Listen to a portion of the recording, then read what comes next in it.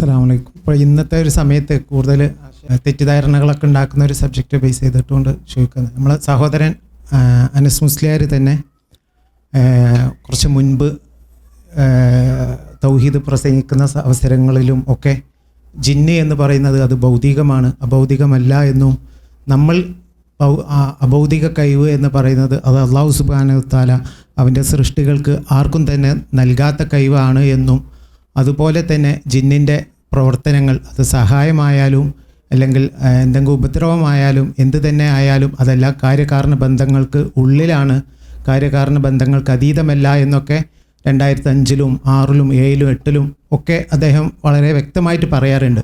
അതിനെ അദ്ദേഹം കോട്ട് ചെയ്യുന്നത് നമ്മളെ മുജാഹിദ് പ്രസ്ഥാനത്തിൻ്റെ അധ്യക്ഷ സ്ഥാനത്തൊക്കെ ഏറെ ഉണ്ടായിരുന്ന ഡോക്ടർ ഉസ്മാൻ സാഹിബിൻ്റെ കൃതികളും, അതേപോലെ അബ്ദുസ്സലാം സുല്ലമിയുടെ ബുഹാരിയുടെ പരിഭാഷ, അതേപോലെ ചെറിയമുണ്ട് അബ്ദുൽ ഖാദർ മൗലവിയുടെ ക്വസ്റ്റ്യൻ ആൻസറിൻ്റെ ആ ഭാഗമൊക്കെ കോട്ട് ചെയ്തിട്ടായിരുന്നു അദ്ദേഹം ഇതൊക്കെ പറയുന്നത്. അതുപോലെ വ്യത്യസ്ത വിഷയങ്ങൾ. ഈ ഒരു ആശയം തന്നെയാണ് ഇപ്പോൾ മൗലവിയോടെ സൂചിപ്പിച്ചത്. KM മൗലവി ആയാലും വക്കം മൗലവി ആയാലും MCC മൗലവി ആയാലും ഇനി അവസാനം പറഞ്ഞ AP അബ്ദുൽ ഖാദർ മൗലവി, ഇവർക്കൊക്കെ അള്ളാഹു സുബ്ഹാനഹു വ തആല പരലോക വിജയം നൽകട്ടെ നമ്മൾക്കും. അപ്പോൾ ഇവരൊക്കെ ഇപ്പോൾ ബിൽക്കീസ് രാജ്ഞിയുടെ ആ വിഷയത്തിലൊക്കെ അബ്ദുൽ ഖാദർ മൗലവി തന്നെ പറയുന്നുണ്ട് ഈ വിഷയങ്ങളൊക്കെ അഭൗതികമല്ല എന്നുള്ള. അപ്പോൾ എൻ്റെ ചോദ്യം, ഇതൊക്കെ പറഞ്ഞിരുന്ന അനസ് മൗലവി 2013-ലാണ് എന്ന് തോന്നുന്നു, എൻ്റെ ഓർമ്മ ശരിയാണെങ്കിൽ എടവണ്ണ ജാമിയയിൽ വെച്ചിട്ട് അദ്ദേഹം പരസ്യമായിട്ട് ആയിരക്കണക്കിന് ആളുകളെ സാക്ഷി നിർത്തിക്കൊണ്ട് അത്തൂബു ഇലല്ലാ എന്ന് പറഞ്ഞുകൊണ്ട് അള്ളാഹുലേക്ക് ഞാൻ തൗബ ചെയ്ത് മടങ്ങുന്നു എന്ന് പറഞ്ഞാണ്ട് അദ്ദേഹം തൗബ ചെയ്ത് മടങ്ങി. അപ്പോൾ നിലവിൽ അതുവരെ വിശദീകരിക്കുന്നത് ഒരു വ്യക്തമായി ഇവിടെയുള്ള മൗലവി ഇപ്പോൾ വിശദീകരിച്ച ആ കായികയുടെ അടിസ്ഥാനത്തിലായിരുന്നു. അപ്പോൾ അദ്ദേഹം തൗബ ചെയ്ത് മടങ്ങിയത് ഒരു പുതിയ ഒരു ആദർശത്തിലേക്കായിരിക്കും. അത് ഏത് കായികയുടെ അടിസ്ഥാനത്തിലാണ്, ആ ആശയം എന്താണ് എന്നാണ് ഒന്നറിയേണ്ടത്. അതിനെ സംബന്ധിച്ച് തന്നെ അദ്ദേഹം ഇതുപോലെ വ്യത്യസ്ത സമയങ്ങളിൽ വ്യത്യസ്ത രീതിയിലൊക്കെ സംസാരിക്കുന്ന ഭാഗമായിട്ട് ആളുകൾ ചോദ്യം ചെയ്യപ്പെടുമ്പോൾ അദ്ദേഹം പറഞ്ഞു മറുപടി വാദമല്ല എന്ന് അദ്ദേഹം ഒരു പുതിയ ക്യാപ്ഷൻ ഇട്ടു. എന്നാൽ അതങ്ങനെ പോയിക്കോട്ടെ, അദ്ദേഹത്തിൻ്റെ ഓപ്ഷനായിട്ട് പറഞ്ഞു പോയിക്കോട്ടെ. ഇവിടെ അടുത്ത് ജിദ്ദയിൽ അദ്ദേഹം വന്നുകൊണ്ട് ഖലീലുല്ലാ ഇബ്രാഹിം അലൈഹിസ്സലാമിനെ അതിന് കൂട്ടുപിടിച്ചു. ഖലീലുല്ലാ ഇബ്രാഹിം അലൈഹിസ്സലാം അള്ളാഹു സുബ്ഹാനഹു വ തആല ഹിക്മത്തോടു കൂടി വിശദീകരിച്ചു കൊടുക്കുന്ന ആ ഭാഗം എടുത്തുകൊണ്ട്, സൂര്യന് ചന്ദ്രൻ അസ്തമിക്കുന്ന ആ ഭാഗം എടുത്തുകൊണ്ട് അത് അദ്ദേഹവും ചെയ്തിട്ടുണ്ട്, അതുപോലെയുള്ള ഒരു ഇതാണ് ഞാനും ചെയ്തിട്ടുള്ളൂ, വാദം അല്ല എൻ്റെ മറുപടി വാദമല്ല എന്നുള്ള രീതിയിൽ പറഞ്ഞു. അപ്പോൾ ഇതൊരു പ്രബോധകന് ചേർന്നതാണോ? പ്രഭാഷണ രംഗത്ത് സജീവമായി നിലനിൽക്കുന്ന ആളുകളൊക്കെ ഇതുപോലെ വാദം വേറെ, ആ സദസ്സിനെ എന്തെങ്കിലും കഴിച്ചിലായി പോകാൻ വേണ്ടിയിട്ട് മറുപടി അത് വേറെ, എന്നിട്ട് അത് രണ്ടും കണക്ട് ചെയ്യരുത് എന്നൊക്കെ പറയുന്നത് അതൊരു ശരിയാണോ എന്നുള്ള. അതുപോലെ ഒന്ന് കൂടെ ഇതാക്കാനുള്ളത്, സ്വന്തം പാളയത്തിൽ ഈ സുറൂറി ആശയക്കാരുണ്ട് എന്ന ഭയപ്പാടാണോ അദ്ദേഹം ഇസ്ലാമിക് ഓർഗനൈസേഷൻ്റെ നേരെ ഈ സുറൂറി ചിന്താഗതിക്കാരാണ് അവർ എന്നുള്ള ആരോപണം? കാരണം മറ്റതൊക്കെ അങ്ങനെയാണല്ലോ, ജിന്നിൻ്റെ വിഷയത്തിലൊക്കെ ഇല്ലാത്തൊരു ആരോപണമാണല്ലോ ആരോപിക്കുന്നത്. അപ്പോൾ സ്വന്തം പാളയത്തിൽ ഈ ആശയക്കാരുണ്ടോ? എന്താണ് ഈ സുറൂറി ആശയം? ഇതാണ് അറിയാൻ. യഥാർത്ഥത്തിൽ നമുക്കൊക്കെ ഒരുപാട് പാഠങ്ങളുണ്ട് അത്തരം ആളുകളുടെ ജീവിതങ്ങളിൽ എന്നാണ് ഞങ്ങളൊക്കെ എപ്പോഴും മനസ്സിലാക്കാറുള്ളത്. വളരെ ശക്തമായി 2012 വരെ ഈ വിഷയങ്ങളിൽ ഏതൊരാൾക്കും മനസ്സിലാകുന്ന ഭാഷയിൽ സംസാരിച്ച് പുസ്തകങ്ങൾ ഉയർത്തി കാണിച്ച് ധാരാളം വേദികളിൽ സംസാരിച്ചവരാണ് അവരൊക്കെ. ഞങ്ങളാരും അന്ന് സത്യം പറഞ്ഞ ഈ വക വിഷയത്തിനൊന്നും അന്ന് ഇറങ്ങിയിട്ടില്ല. ഈ അന്നത്തെ മർക്കസ് ദഅവയുമായി ബന്ധപ്പെട്ട വിവാദങ്ങളിലോ നമുക്ക് അറിയില്ല. ഞങ്ങൾക്കന്ന് സമസ്യതൊക്കെ വന്നുകൊണ്ട് ഈ വക ഉള്ളിലെ വിഷയങ്ങളൊന്നും നമ്മളന്ന് പഠിച്ചിട്ടുണ്ടായിരുന്നില്ല. അന്ന് അതിൽ ശക്തമായി ഇടപെട്ട് സംസാരിച്ചവരാണ് അവരൊക്കെ. അന്നത്തെ പ്രസംഗം ഇപ്പോഴും കേട്ടാലും ഒരു സംശയം, ഇപ്പം ഞാൻ ഇവിടെ പ്രസംഗിച്ചെന്നോ അതേ പ്രസംഗം അദ്ദേഹത്തിന് വേണമെങ്കിൽ നമുക്ക് കിട്ടും 2012 വരെ ഉള്ളത്. അപ്പോൾ അതിൽ പിന്നീട് സുപ്രഭാതത്തിൽ പെട്ടെന്ന് മാറി അദ്ദേഹം തന്നെ സമ്മതിക്കുന്നു, പരസ്യമായി ഞാൻ തൗബ ചെയ്യുന്നു എന്ന് പ്രഖ്യാപിക്കുകയും ചെയ്യുന്നു. അപ്പോൾ പിന്നെ മാറിന്ന് ഉറപ്പാണല്ലോ. അപ്പോൾ 2012 വരെ പറഞ്ഞതാണ് ഇപ്പോഴും കാര്യം പറയണതെന്ന് പറയാൻ പറ്റില്ല. അങ്ങനെ തൗബ ചെയ്യേണ്ട ആവശ്യമില്ല. തൗബ ചെയ്യുന്നു, അതൂബ ഇലല്ലാ എന്ന് പറഞ്ഞ് തൗബ ചെയ്ത് പരസ്യമായി പ്രഖ്യാപിച്ച് അത് യൂട്യൂബിൽ ലഭ്യമാണ്. അപ്പം അങ്ങനെ തൗബ ചെയ്ത് മാറ്റിയൊരാശയം, അതിന് മാറ്റേണ്ടതില്ല, അതുവരെ പറഞ്ഞതാണ് ശരിയെന്നാണ് മുജാഹിദ് പ്രസ്ഥാനം 100 കൊല്ലം പഠിപ്പിച്ച് ശരിയാണെങ്കിൽ അത് ശരിയാണ്, അല്ലെങ്കിൽ മുജാഹിദ് പ്രസ്ഥാനം 100 കൊല്ലം പഠിപ്പിച്ചൊന്നും ശരിയല്ലായിരുന്നു എന്ന് സമ്മതിക്കേണ്ടി വരും. ഒരാൾ തൗബ ചെയ്താൽ മാറുന്ന പ്രശ്നമല്ല അത്. പിന്നെ അദ്ദേഹം പുറത്തിറങ്ങിയിട്ട് പിന്നെ അത് തൗബ അല്ല എന്നൊക്കെ പിന്നെ പറഞ്ഞിട്ടുണ്ട്. തൗബ ഇതൊന്നുമല്ല എന്ന് പിന്നെ മാറ്റി പറഞ്ഞതും വേറെ കാണുന്നുണ്ട്. എന്തോ ഒരു തൗഫീഖിൻ്റെ കുറവ് എന്ന് വിചാരിക്കാമെന്നല്ലാതെ നമുക്കൊക്കെ സത്യം പറഞ്ഞാൽ അതിൽ നിന്ന് പാഠം ഉൾക്കൊള്ളാൻ വേണം. അദ്ദേഹത്തെ കുറ്റപ്പെടുത്തല്ല, നമ്മൾ പാഠം ഉൾക്കൊണ്ടുകൊണ്ട് എത്ര വലിയ പ്രഭാഷകനും എത്ര വലിയ ധീരമായി പ്രവർത്തിക്കുന്ന ആളാണെങ്കിലും എവിടെയെങ്കിലൊക്കെ ചില കാരണങ്ങൾ ഒരു പക്ഷേ ചില തൗഫീഖുകൾ നഷ്ടപ്പെടാൻ നിമിത്തമാകും എന്ന പാഠമാണ് നമ്മളൊക്കെ അതിൽ പഠിക്കേണ്ടത് എന്നാണ് ഞങ്ങൾക്കതിൽ ഉൾക്കൊള്ളാറുള്ളത്. അല്ലാതെ ഒരിക്കലും ഉണ്ടാവില്ല. പടച്ച റബ്ബിൻ്റെ വഴിയിൽ നിൽക്കുമ്പോഴും പല കാരണങ്ങളെ ഹിദായത്ത് നഷ്ടപ്പെട്ടു പോകാം. ഇഖ്ലാസ് പോയാൽ ഹിദായത്ത് നഷ്ടപ്പെടും, പറയുന്ന കാര്യങ്ങൾ ജീവിതത്തിൽ ഇല്ലെങ്കിൽ അവിടെ തൗഫീഖ് നഷ്ടപ്പെടും. അങ്ങനെ പല കാരണങ്ങൾ തൗഫീഖ് നഷ്ടപ്പെടാറുണ്ട്. അപ്പം നമ്മളൊക്കെ അതിൽ കൂടുതൽ ആശങ്കപ്പെടണം എന്നാണ് സൂചിപ്പിക്കാനുള്ളത്.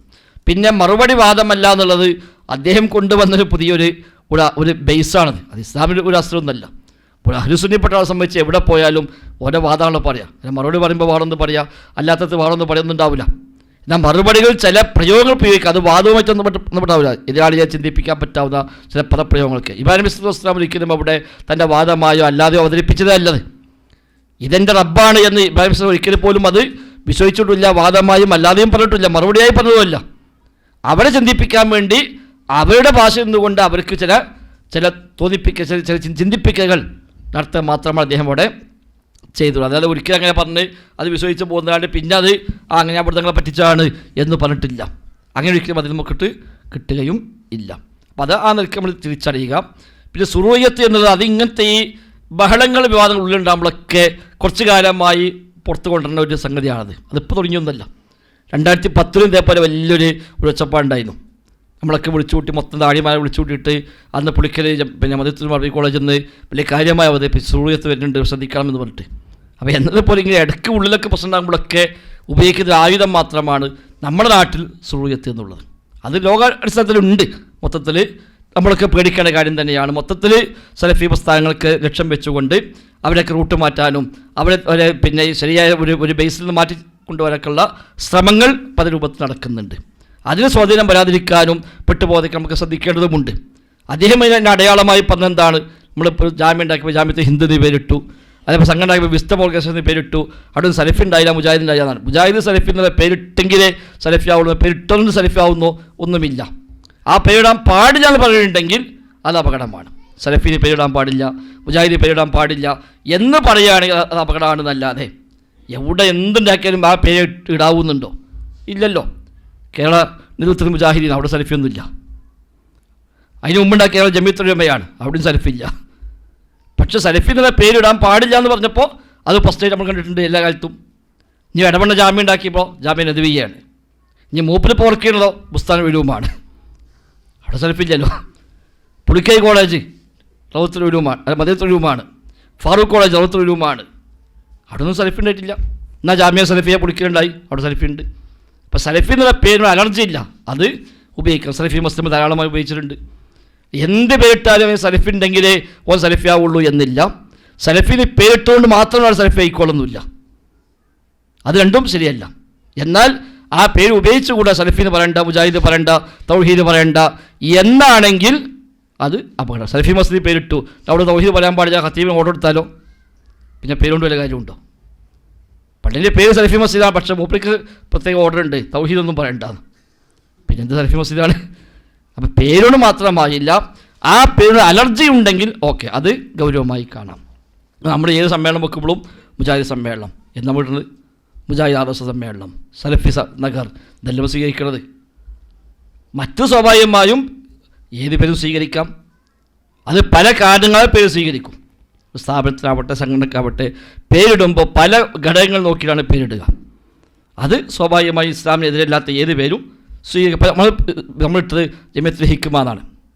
വിശുദ്ധ ഖുർആനിൽ ദഅവത്തിന്റെ മാർഗ്ഗമായി പറഞ്ഞപ്പോൾ അല്ലാഹ് പറഞ്ഞ പ്രയോഗമാണ് ഉദു സബീൽ റബ്ബിക ബിൽ ഹിക്മതി വൽ മൗഇദത്തിൽ ഹസന. ഹിക്മത്തിന് ഇംഗ്ലീഷിൽ പറഞ്ഞ പേരാണ് വിസ്ഡം. ഈ ആയത്തിൻ്റെ ഇംഗ്ലീഷ് പരിഭാഷ നോക്കി, ഖുർആൻ പരിഭാഷ, അവിടെ വിസ്ഡം എന്നാ കാണാം. അപ്പോൾ അറബിയിൽ നമ്മൾ ജമിയത്തുൽ ഹിക്മ അൽ ഇസ്ലാമിയ എന്ന് ഉപയോഗിക്കും, ഇംഗ്ലീഷിൽ വിസ്ഡം ഇസ്ലാമിക് ഓർഗനൈസേഷൻ. അപ്പോൾ ആ പദം ഒരു തെറ്റായ പദമൊന്നുമല്ല, അത് വേറെ എവിടെയെങ്കിലും തൽക്കാലം നമുക്ക് ഇറക്കുമതി ചെയ്ത് തന്ന വാക്കുമല്ല. അത് യഥാർത്ഥത്തിൽ ദഅവത്തെ ശൈലിയായി പഠിപ്പിച്ചപ്പോഴുള്ള പദം തന്നെയാണ് ഹിക്മത്ത് എന്നുള്ളത്. ആ പേര് നമ്മൾ സ്വീകരിച്ചു. അത് സ്വീകരിക്കാൻ പാടില്ല എന്നുണ്ടോ? അവിടെ നമ്മൾ ഇസ്ലാമിയെ സ്വീകരിച്ചിട്ടുണ്ട്, ഇപ്പോൾ സലഫിയെ സ്വീകരിച്ചൂടെ? സ്വീകരിക്കാം, ഒരു പ്രശ്നമില്ല. അതൊന്നും നമുക്ക് ഇവിടെയും ഒരു വിരോധം ഉണ്ടായിട്ടൊന്നുമല്ല. അതൊക്കെ പിന്നെ സ്വാഭാവികമായും ഒരു പറഞ്ഞ് ഒപ്പിക്കാൻ വേണ്ടി ആർക്കും എന്തും പറയാലോ. അതൊക്കെ ആ ഘട്ടത്തിൽ നമ്മൾ കണ്ടാൽ നമ്മളേതായാലും ഇതിനൊക്കെ പാഠങ്ങൾ ഉൾക്കൊള്ളുക. നമ്മൾ ഒരാളെയും ആ നിലയ്ക്ക് ആക്ഷേപിക്കാൻ കുറ്റപ്പെടുത്താൻ പോകേണ്ടതില്ല. ആര് പറഞ്ഞാലും അതിലുണ്ടാകുന്ന ചില ഗുണപാഠങ്ങൾ. ഇബ്നു തൈമിയ്യ റഹിമഹുല്ലാഹ് പറയുന്നുണ്ട്, ഞാൻ ഏറ്റവും അധികം പാഠം പഠിച്ചത് എൻ്റെ ശത്രുക്കളിൽ നിന്നാണെന്നാണ്. കാരണം എൻ്റെ അടുത്ത് എന്ത് തകരാറുണ്ടെങ്കിലും ഒരു ചൂണ്ടിക്കാണിക്കും, അപ്പോൾ എനിക്ക് തിരുത്താലോ. ഞാൻ അവർക്ക് വേണ്ടി പ്രാർത്ഥിക്കണം. ഇബ്നു തൈമിയ്യ പറഞ്ഞു, എൻ്റെ ശത്രുക്കൾക്ക് വേണ്ടി ഞാൻ പ്രാർത്ഥിക്കുന്നുണ്ട്. കാരണം എൻ്റെ തെറ്റുകൾ അവരോട് ചെകഞ്ഞു നടക്കും. അവിടെ എനിക്ക് ചെറിയ അബദ്ധം പറ്റിയാൽ പോലും അവർ ചൂണ്ടിക്കാണിക്കും, അപ്പോൾ എനിക്ക് തിരുത്താൻ അവസരമാകും. അവിടെ ഞാൻ ഏറ്റവും അധികം പാഠം ഉൾക്കൊണ്ടത് ശത്രുക്കളിൽ നിന്നാകുന്നു എന്ന് ഇബ്നു തൈമിയ്യ റഹിമഹുല്ലാഹ് പറഞ്ഞൊരു അസ്വരി കാണാൻ പറ്റും. നമ്മളും അതാണ് സ്വീകരിക്കേണ്ടത്. ആരായിക്കോട്ടെ, നമുക്കെതിരെ ആര് പറഞ്ഞാലും ആ പറഞ്ഞൊരു കാര്യമുണ്ടെങ്കിൽ അത് ഉൾക്കൊള്ളുകയും തിരുത്തുകയും ചെയ്യുക. കാര്യമില്ല, അവർ ദുരുദ്ദേശത്ത് പറയുകയാണോ അവരായി, അവരുടെ പാടായി, നമുക്കത് പ്രത്യേകമായിട്ട് ബാധിക്കുകയുമില്ല. ഇതാണ് നമ്മൾ സ്വീകരിക്കണമെന്നൊരു നിലപാട്. വല്ലാഹു അഅലം.